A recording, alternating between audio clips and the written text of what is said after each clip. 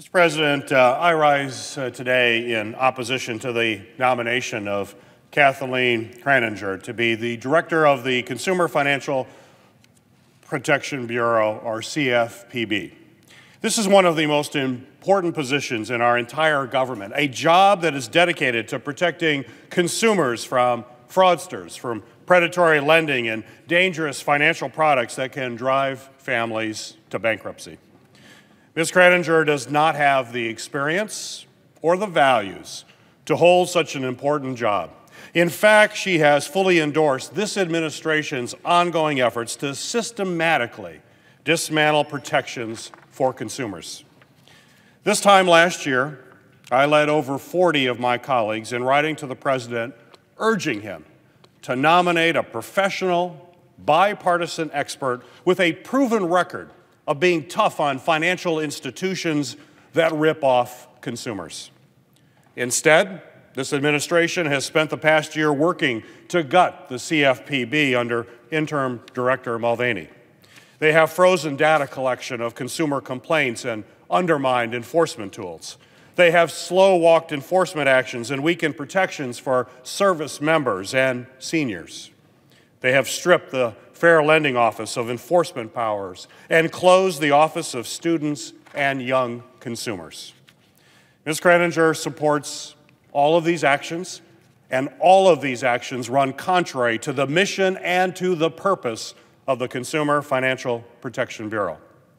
This nominee is not a bipartisan professional with a proven record of financial enforcement.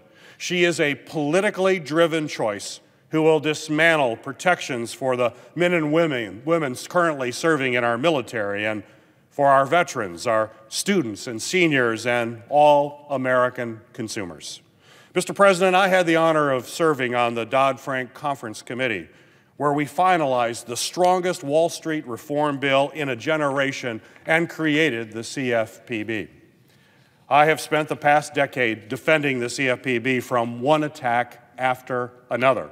Efforts to cut off its funding, efforts to make it harder for them to hire qualified staff, and efforts to make it harder for them to put in place important new protections for the American people. And Mr. President, it is unconscionable that this administration will now spend the coming years attacking the CFPB from within by putting in place leadership that fundamentally does not believe in protecting consumers.